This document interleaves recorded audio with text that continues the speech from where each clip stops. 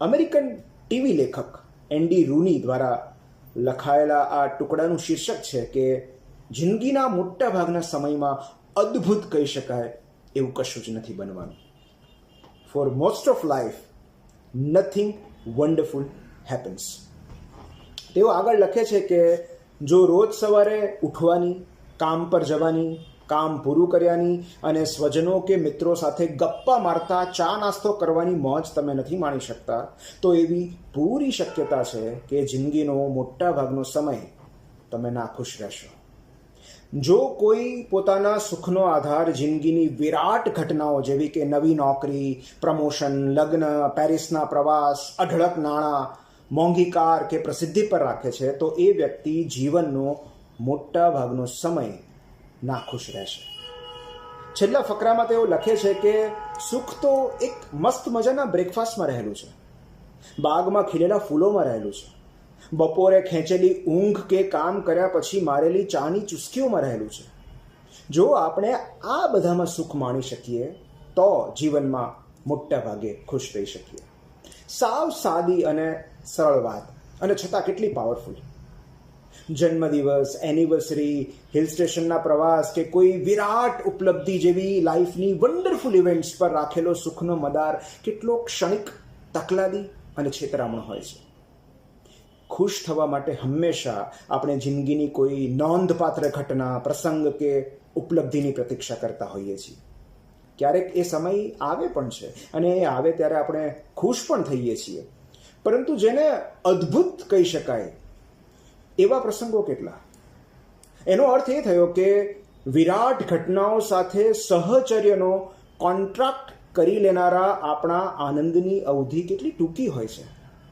જો અને જ્યારે તે અદ્ભુત પ્રસંગ આવશે તો અને ત્યારે જ એ આપણને ખુશ કરી શકશે એવી માન્યતા ધરાવનારા આપણે પછી મોટા ભાગનો સમય નાખુશ કે અસંતુષ્ટ થઈને ફર્યા કરીએ છીએ.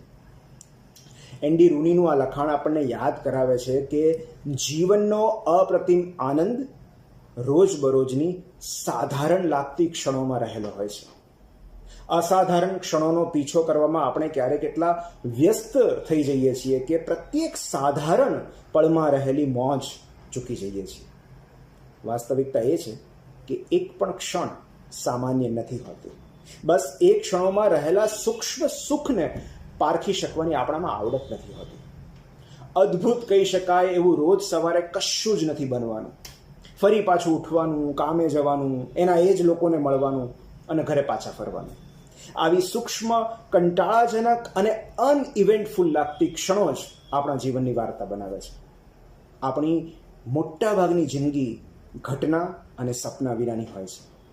ન તો કોઈ હીરોની પોસ્ટર ફાડીને એન્ટ્રી થાય છે, ન તો રસ્તામાં કોઈ હિરોઈન ટકરાય છે. ન બ્લોકબસ્ટર ગીતો, ન બેકગ્રાઉન્ડમાં વાગતું મ્યુઝિક, ન ડ્રીમ સિક્વન્સ, ન ફ્લેશબેક. ફિક્કા ડાયલોગ, સામાન્ય વાતચીત અને પરિચિત પાત્રો. એ જ આપણી સ્ક્રિપ્ટ છે. એના સુપરહિટ જવાની અપેક્ષા રાખ્યા વગર જેઓ પ્રત્યેક સીનની મોજ લઈ શકે છે, તેઓ પોતાના પાત્રને ન્યાય આપી શકે છે. શાવરમાંથી પડતા પાણીનો સ્પર્શ, કોફીનો સ્વાદ, ફળિયા કે બાગમાં ઉગેલા ફૂલોની સુગંધ, વહેલી સવારે સંભળાતા પક્ષીના અવાજો અને સંધ્યાના રંગો. ગૌણ અને સૂક્ષ્મ લાગતી બાબતોમાં જેઓ સુંદરતા શોધી શકે છે, તેઓ મોટાભાગનો સમય ખુશ રહી શકે છે. જેમનો આનંદ ભવિષ્યની કોઈ અદ્ભુત ક્ષણો પર અવલંબિત નથી હોતો, તેઓ શુષ્ક વર્તમાનમાં રહેલા સુખને પામી શકે છે. ક્ષણોનું સ્વજનો જેવું હોય છે. એ ચાલ્યા ગયા પછી જ એમનું મૂલ્ય અને મહત્વ સમજાય છે. શું એ પ્રત્યેક ક્ષણ અદ્ભુત નથી કે જેમાં આપણે આ સુંદર સૃષ્ટિને અનુભવી રહ્યા છીએ? આપણા માટે દરેક પળ સ્પેશિયલ છે, જેમાં આપણે પ્રિયજનો સાથે આ પૃથ્વી, ઘર, અન્ન કે દિવસ શેર કરી રહ્યા છીએ. એક હુંફાળો માળો, ટાઢક આપતા વડીલો, મુશળધાર વરસી પડતું એક પ્રિયજન, ખડખડાટ હસાવતા મિત્રો અને બાળકની હથેળીઓનો સ્પર્શ.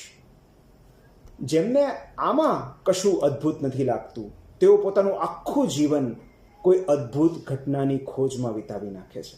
અને એન્ડી રૂનીએ કહ્યા પ્રમાણે છૂટા છવાયા, રેન્ડમ, અનિયમિત અને અલ્પ આનંદના અમી છાંટણા સિવાય તેમના જીવનમાં અદ્ભુત કહી શકાય એવું કશું જ નથી બનતું.